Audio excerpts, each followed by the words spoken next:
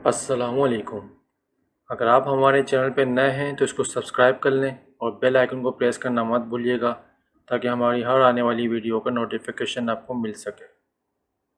گھر میں چاروں طرف گہما گہمی کا سما تھا۔ آج میری بارات کا دن تھا۔ میں کمرے میں بیٹھی تھی جب امی بولتی ہوئی اندر آئی تھی۔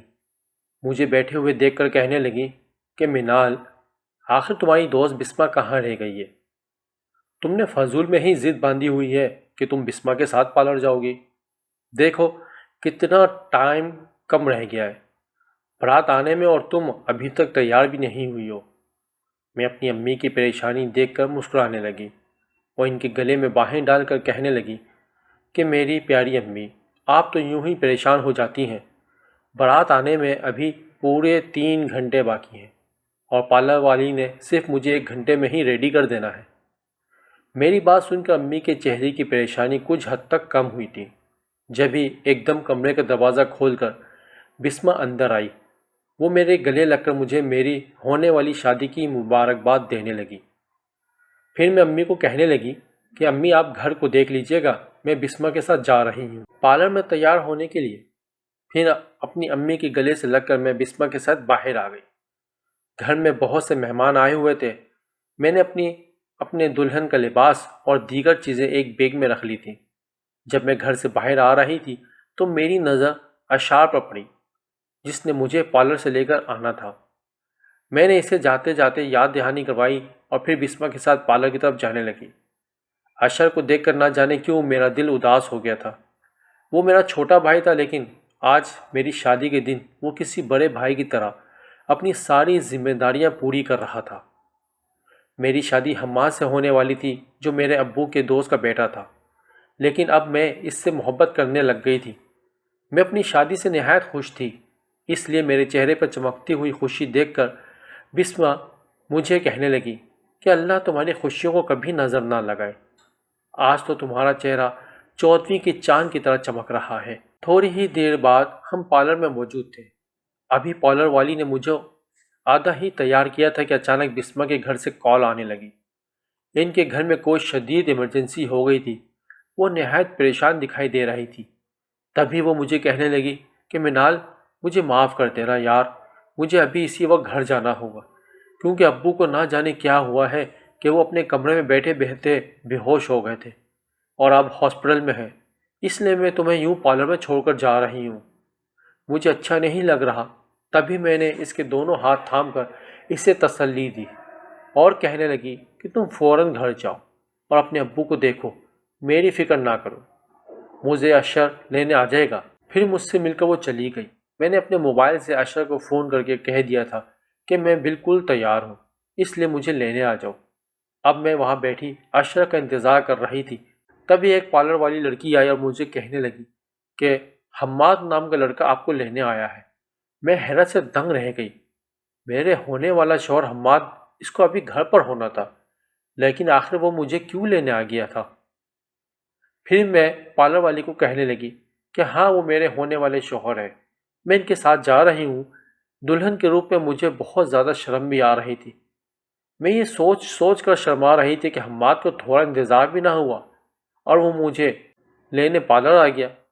پارلر کے باہر ایک کالے رنگ کی کار کھڑی تھی۔ میں اس کار میں بیٹھ گئی۔ حماد نے کالے رنگ کا ہی سوٹ پہنا ہوا تھا اور اس کے کندھوں پر بڑی سیاہ رنگ کی ایک چادر تھی۔ میں اپنی نظریں جھکا کر بیٹھی تھی۔ حماد نے ابھی تک ایک لفظ بھی نہ کہا تھا۔ میں بھی خاموشی سے بیٹھی رہی۔ ہوش جب آیا جب میں نے اپنی نظریں اٹھا کر سڑک کی طرف دیکھا۔ وہ بالکل ہی ایک انجان سڑک تھی۔ یہ انجان راستے پر کار بھلا کہاں جا رہی تھی؟ تبھی میں نے حماد کی طرف دیکھا اور زمین آسمان میری نظروں کے سامنے ایک ہو گئے، کیونکہ کار کی فرنٹ سیٹ پر مجھے ابھی حماد بیٹھا ہوا نظر آیا تھا، لیکن اب وہ حماد نہیں بلکہ کوئی اور تھا جو اپنی کالی آنکھوں سے مجھے گھور رہا تھا۔ اس کی آنکھوں کی غضبناک دیکھ کر میں بت سی بن گئی تھی۔ اس سے پہلے کہ میں خوف کے مارے چلاتی اور اس کار سے اترنے کی کوشش کرتی، اس شخص نے میرے منہ پر ہاتھ رکھ کر مجھے بے ہوش کر دیا تھا۔ اب میں بے بسی سے وہاں پڑی تھی۔ 21 سالہ منال احمد اپنی بارات والے دن ایک جن ذات کے ہاتھوں اغوا ہو چکی تھی، وہ بھی دلہن کے لباس میں۔ میں منال احمد ول عبد الستار احمد شہر کے ایک جانے مانے ایک کاروباری شخص کی بیٹی تھی۔ ہم 2 بہنیں اور 2 بھائی تھے۔ گھر میں روپے پیسے کی ریل پھیل تھی۔ بچپن سے لے کے آج تک ہم بہن بھائیوں نے جس چیز کی خواہش کی تھی وہ ہمارے ابو اور امی نے ہمارے منہ سے نکلنے سے پہلے دی تھی۔ فکر اور پریشانی کیا ہوتی ہے اس چیز کا ہمیں پتہ بھی نہ تھا، لیکن تربیت کرنے میں امی نے ہماری کوئی کسر نہ چھوڑی تھی۔ ملازموں سے کیسے بات کرنی ہے، ان کے ساتھ رویہ اختیار کیسا کرنا ہے، یہ سب چیزیں امی ابو نے ہماری گٹھی میں گھول دی تھی۔ تبھی میں کتنی ہی دفعہ اپنے گھر میں کام کرنے والی ملازم خواتین کو امی سے چھپ چھپا کر امداد بھی دے دیا کرتی تھی۔ دولت نے مجھے سمیت میرے کسی بہن بھائی کا دماغ نہ خراب کیا تھا۔ کالج میں کتنی ہی میری دوستیں تھیں جنہوں نے صرف اپنی غربت کی وجہ سے پڑھائی چھوڑ دی تھی، تو میں نے ان کی مالی امداد کر کے انہیں ضائع بھی نہ ہونے دیا اور یہی کوششیں کی کہ وہ کسی بھی طرح کر کے اپنی پڑھائی کو جاری رکھ سکیں۔ مجھے شہر کی سب سے بڑی یونیورسٹی میں پڑھنے کا شوق تھا، لیکن جس یونیورسٹی میں پڑھنا چاہتی تھی وہ ہمارے شہر میں نہیں بلکہ کسی دوسرے شہر میں تھی۔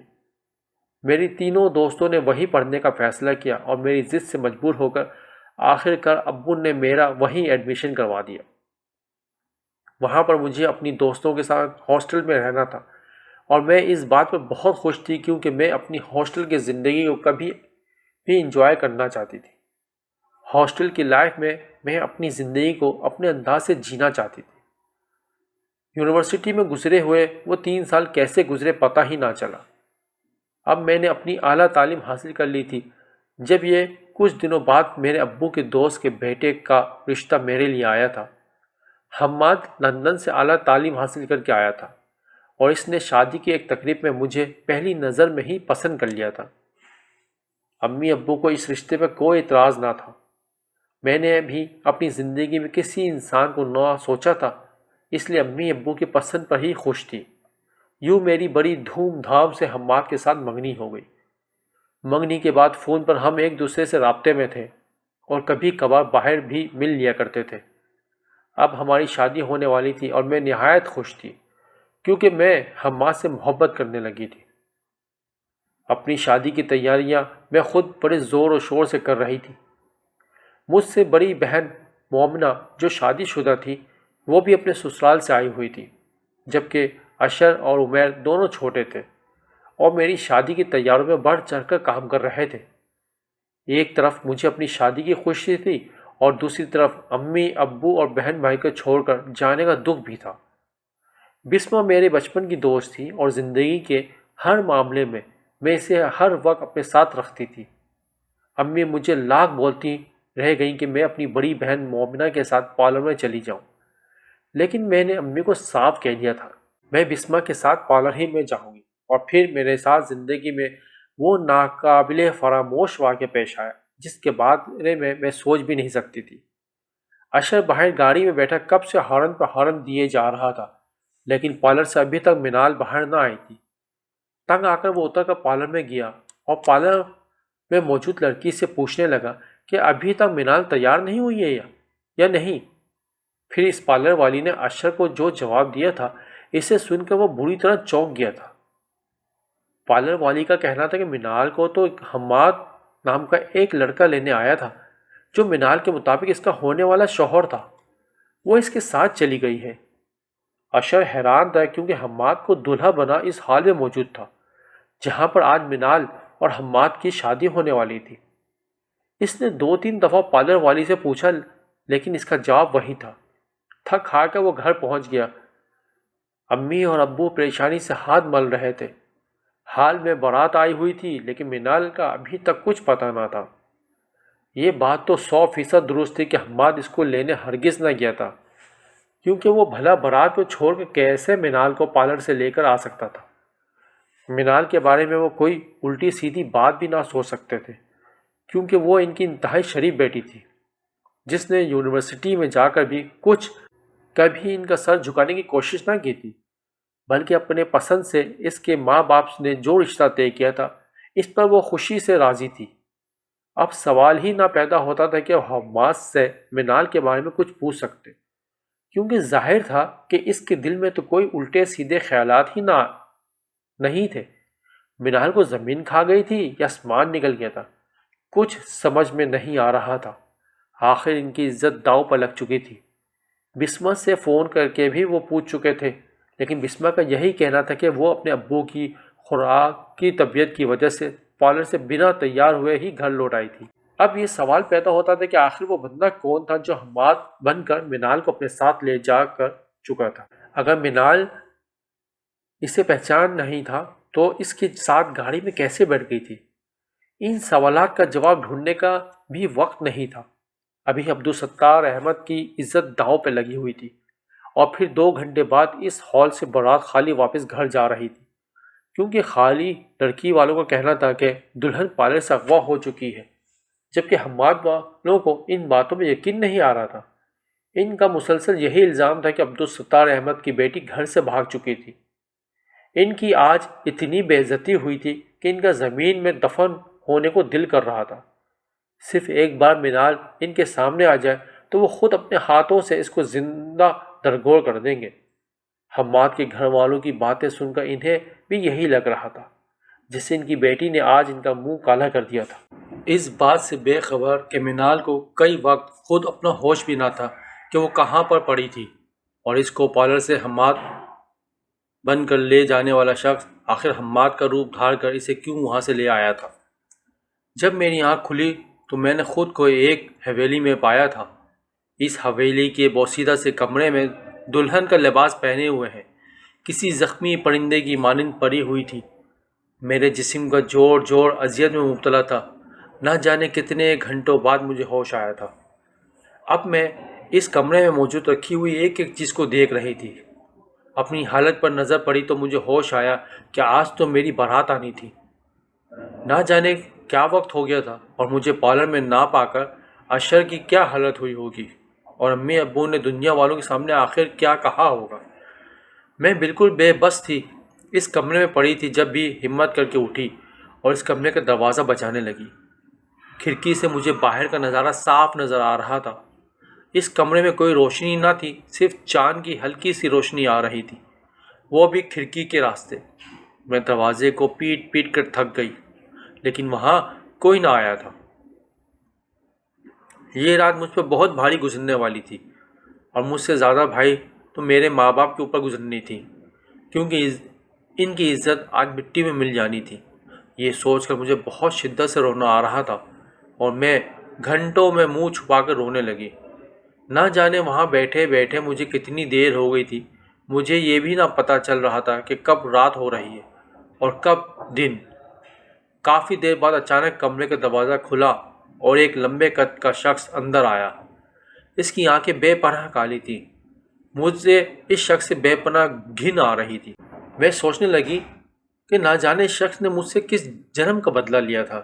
میں ابھی تک دلہن کے لباس میں ہی موجود تھی۔ تبھی وہ مجھے کہنے لگا کہ چلو آؤ میرے ساتھ۔ اس شخص کا سراپا اتنا رعبدار تھا کہ اسے کچھ بھی بولنے میں بے تحاشا میں ڈر رہی تھی۔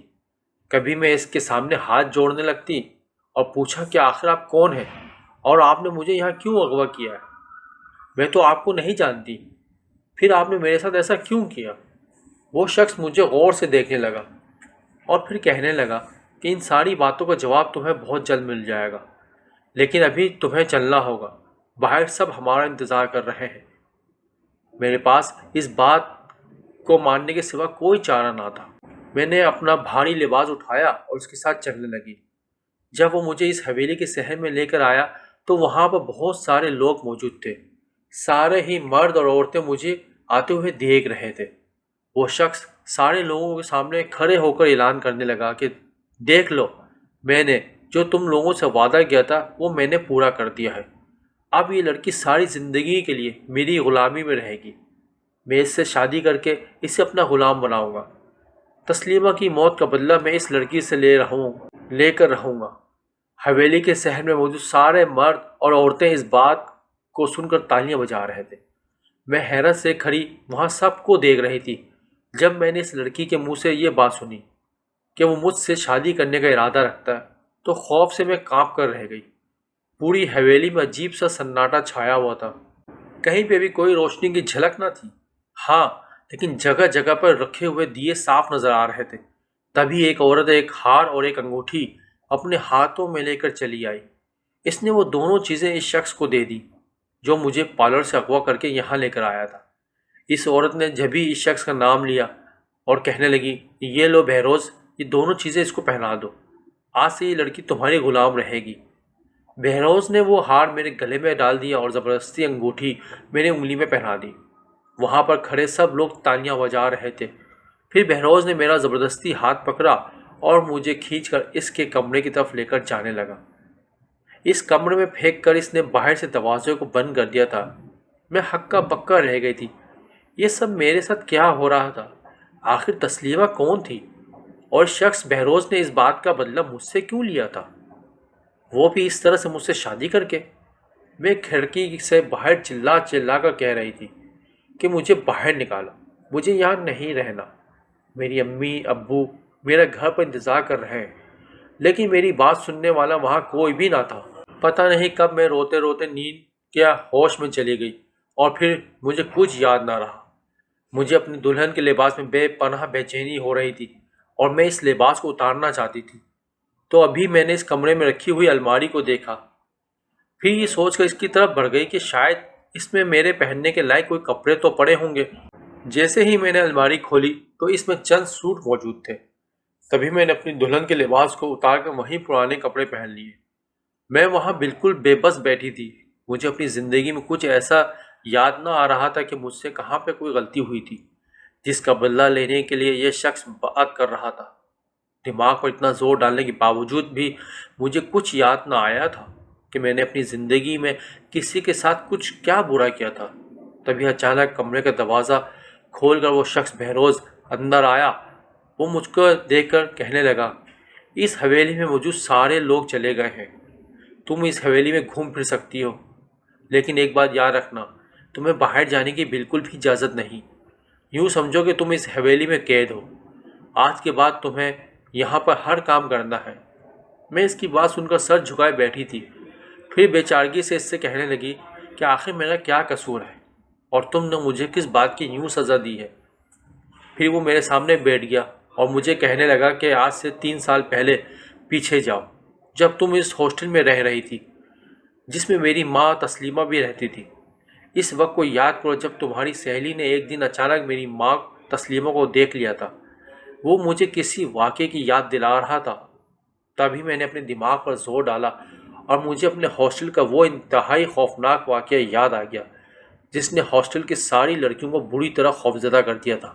جس ہاسٹل میں رہ کر میں یونیورسٹی کی اعلیٰ تعلیم حاصل کر رہی تھی، اس ہاسٹل کے بارے میں مشہور تھا کہ وہ آسیب زدہ ہے، لیکن وہاں کی رہنے والی بعض لڑکیاں یہ کہتی تھیں کہ یہ سب لوگوں کی من گھڑت کہانیاں ہیں، ایسا کچھ بھی اس ہاسٹل میں نہیں ہے۔ میں اور میری ساری دوستیں وہاں نئی نئی گئی تھیں اور اتفاق سے اس ہاسٹل کا جو کمرہ ہمیں ملا تھا وہ بالکل ہی کونے پر واقع تھا۔ میں اور میری تینوں دوست وہاں پر موجود تھے، میرے ساتھ ہی رہتی تھیں۔ یوں ہم کل ملا کے 4 لڑکیاں ایک ہی کمرے میں رہ رہی تھیں۔ اس ہاسٹل کا کچن ہمارے کمرے کے تھوڑے ہی دور پر بنا ہوا تھا۔ جب ہم کبھی اپنے کمرے کی کھڑکی کھول لیا کرتے تو ہماری کھڑکی کے سامنے جو منظر آتا تھا وہ یونیورسٹی کی اس جگہ کا منظر ہوتا جہاں پر صرف درخت ہی درخت موجود تھے۔ دن میں تو وہاں دیکھنے سے ہمیں کوئی مسئلہ نہ ہوتا تھا، لیکن جیسے ہی رات ہوتی تو اس کھڑکی کو کھولنے سے بھی ہمیں بہت ڈر لگتا تھا، کیونکہ ہمارے سامنے انتہائی خوفناک اندھیرا ہوتا اور اس اندھیرے میں درختوں کے سائے بھی عجیب سے لگتے تھے۔ ایسا لگتا جیسے ان درختوں پر کوئی اچھل کود کر رہا ہے، کیونکہ اس درختوں کی شاخیں کبھی زور زور سے ہلنے لگتی تو کبھی بالکل خاموشی سے چھا جاتی۔ میری دوست حلیمہ نہایت ہی ڈرپوک قسم کی لڑکی تھی۔ اس نے ہم تینوں کو کئی بار کہا کہ ہاسٹل کی انتظامیہ کو کہہ کر ہم اپنا کمرہ تبدیل کروا لیتے ہیں، لیکن ہم تینوں نے اسے سمجھایا کہ نہیں، ایسا نہیں ہو سکتا۔ ویسے ہی بڑی مشکل سے ہمیں اس ہاسٹل میں رہنے کی جگہ ملی تھی۔ اگر انہوں نے ہمیں یہ کہہ دیا کہ ہاسٹل میں اس وقت کوئی کمرہ خالی موجود ہی نہیں ہے تو پھر ہماری کتنی بے عزتی ہوگی۔ یوں ہم اس کمرے میں رہنے لگے۔ ایک دن ہاسٹل میں اچھا کھانا نہ بنا تھا، وہ کھانا ہم چاروں سے کھا ہی نہیں گیا۔ تبھی ہم نے فیصلہ کیا کہ چونکہ ہمارے کمرے کے ساتھ یقین میں موجود ہے تو کیوں نہ رات کے وقت اس کچن میں جا کر ہم اپنے لیے کچھ اچھا سا بنا لیتے ہیں۔ یہی سوچ کر ہم رات ہونے کا انتظار کر رہے تھے۔ جیسے ہی رات ہوئی تو چاروں طرف خاموشی چھا گئی۔ اب ہم چاروں کچن میں پہنچ چکے تھے۔ کچن کے فریج میں ایسے بہت سی چیزیں موجود تھیں جس کی مدد سے ہم اپنے لیے کچھ نہ کچھ بنا سکتے تھے۔ ہم اب بڑی رازداری سے یہ کام کر رہے تھے۔ میں، بسمہ، حلیمہ اور نوشابہ چاروں ہی ایسی سرگرمیاں کرنے میں باہر تھے۔ تبھی میں نے حلیمہ کو کہا کہ تم باہر ایک نظر ڈال کر آ جاؤ، کہیں پوسٹل کی وارڈن کچن کی طرف نہ آ جائے۔ وہ میری بات سمجھ گئی تھی، اس لیے فوراً ہی کچن سے باہر جا کر ہاسٹل کے کوریڈور کی طرف جانے لگی، لیکن اس کے ہوش و حواس میں بھی نہیں تھا کہ وہاں اس کوریڈور میں اسے کچھ ایسا نظر آئے گا جسے دیکھ کر وہ اتنی دہشت زدہ ہو جائے گی۔ جب وہ ہمارے پاس کچن میں واپس آئی تو اس کا سانس بری طرح ابھرا ہوا تھا۔ وہ اپنی رکتی ہوئی سانسوں کو بحال کر کے ہمیں بتانے لگی کہ کوریڈور میں اس نے ایک انتہائی عجیب سی مخلوق کو دیکھا ہے۔ وہ مخلوق ایک عورت نما تھی، لیکن عورت نہ لگ رہی تھی، بلکہ حلیے سے وہ کوئی خلائی مخلوق لگ رہی تھی۔ یہ بات سن کر ہمیں خاصا عجیب سا لگ رہا تھا، لیکن حلیمہ کی دہشت ناک شکل دیکھ کر ہمیں اس کی باتوں پر بھی یقین ہو رہا تھا۔ پھر بسمہ مجھے کہنے لگی کہ ہو سکتا ہے اس ہاسٹل میں کی وارڈن کو دیکھ لیا ہو اور اندھیرے میں اسے وہ کوئی خلائی مخلوق لگ رہی ہو۔ بسمہ کی یہ بات قابل غور تھی۔ پھر ہم چپ چاپ اپنی بنائی ہوئی ڈش اٹھا کر اپنے کمرے میں آ گئے، لیکن حلیمہ کا خوف سے برا حال تھا۔ وہ بری طرح ڈری ہوئی تھی۔ اس نے گزاری وہ تمام باتیں ہمیں بتائی۔ ہم تینوں نے اسے لاکھ سمجھایا کہ ہو سکتا ہے وہ تمہارا کوئی وہم ہو، لیکن وہ کسی بھی طرح یہ بات ماننے کو تیار نہیں تھی کہ یہ اس کا وہم تھا۔ پھر کچھ دنوں بعد اچانک رات کو بسمہ کی طبیعت خراب ہو گئی تو وارڈن سے گولی لینے کی غرض سے میں اس کے پاس جانے لگی۔ تبھی وہاں کچن کے پاس سے گزرتے ہوئے اچانک مجھے ایسا محسوس ہوا جیسے کوئی کچن میں موجود تھا۔ جیسے ہی میں کچن میں گئی تو وہاں پر موجود عورت کو میں دیکھ کر چونک گئی۔ وہ عورت وارڈن ہرگز نہ لگ رہی تھی۔ کبھی میں نے اس کو پکارا تو اس نے پلٹ کر میری طرف دیکھا تھا۔ میرے منہ سے ایک زوردار چیخ نکلی تھی۔ اس عورت کی بھیانک شکل مجھ پر خوف کا تاثر چھوڑ گئی تھی۔ اس کے لمبے لمبے دانت جیسے باہر آنے کو تھے۔ میں خوف سے چیخیں مار رہی تھی جب یہ اچانک میری نظروں کے سامنے سے وہ عورت غائب ہو گئی۔ خوف کی ماری میری بری حالت تھی۔ میری چیخوں سے ہاسٹل کی ساری لڑکیاں جمع ہو گئی تھی۔ میں مسلسل روئے جا رہی تھی اور رو رو کر سب کو یہی کہہ رہی تھی کہ میں نے ایک انتہائی خوفناک شکل والی عورت کو اس کچن میں دیکھا تھا۔ ہاسٹل کی ساری لڑکیاں بھی ڈری ہوئی تھی کہ کیونکہ پہلے حلیمہ نے اس عورت کو دیکھا تھا اور حلیمہ سے پہلے بھی ہاسٹل کی 2-3 لڑکیوں کو وہ نظر آئی تھی، لیکن کسی نے بھی ان کی باتوں پر یقین نہ کیا تھا۔ اب ہاسٹل کے کچن میں رکھا ہوا برتن میں موجود گوشت اس بات کی یقین دہانی کروا رہا تھا کہ میں جو بات بھی کہہ رہی تھی وہ بالکل سچ تھی۔ ہاسٹل کی وارڈن بھی پہنچ چکی تھی، جو اب لڑکیوں کو سمجھا بجھا کر اپنے اپنے کمروں میں بھیج رہی تھی۔ وہ پوری رات ہم چاروں سو نہ سکے تھے۔ مجھ پر شدید قسم کا خوف طاری تھا اور مجھ سے زیادہ حلیمہ اور بسمہ ڈر رہی تھی۔ نوشابہ کو ان سب چیزوں سے زیادہ ڈر نہیں لگتا تھا کیونکہ اس کے ابو ایک بہت بڑے مولانا تھے، لیکن ان سب چیزوں پر بہت یقین تھا اور وہ کہتی تھی کہ ان سب کا وجود ہمارے درمیان ہی موجود رہتا ہے، لیکن یہ ہمیں نظر نہیں آتے۔ اسے حلیمہ کی بات بھی سچ لگ رہی تھی اور ان ساری لڑکیوں کو بھی، کیونکہ اسے بھی شبہ تھا کہ کوئی نہ کوئی خلائی مخلوق اس ہاسٹل میں موجود ضرور ہے۔ اس خوف کی وجہ سے کئی لڑکیاں ہاسٹل چھوڑ کر جا رہی تھیں۔ یہ دیکھ کر ہاسٹل کی انتظامیہ بھی بہت پریشان تھی، کیونکہ خوفناک واقعات کی وجہ سے اس ہاسٹل کا نام خراب ہو رہا تھا اور یونیورسٹی کی لڑکیاں وہاں کمرہ لینے پر تیار ہی نہیں تھیں۔ ہم چاروں کے بھی فائنل پیپرز ہونے والے تھے اور ہم کسی صورت بھی گھر نہ جا سکے تھے۔ تبھی میں وہاں پر موجود بڑی میڈم کے پاس گئی اور انہیں کہنے لگی کہ کیوں نہ آپ کسی عامل کو بلا کر یہاں پر کچھ عمل وغیرہ کروا لیں، تاکہ یہ پتہ چل جائے کہ یہاں پر باقی کوئی مخلوق موجود ہے یا صرف یہ لڑکیوں کا وہم ہے۔ اس میڈم کو یہ بات بہت پسند آئی تھی۔ پھر وہ مجھے کہنے لگی کہ تمہاری بات قابل غور ہے، ہم ضرور اس سلسلے میں آگے بات کریں گے۔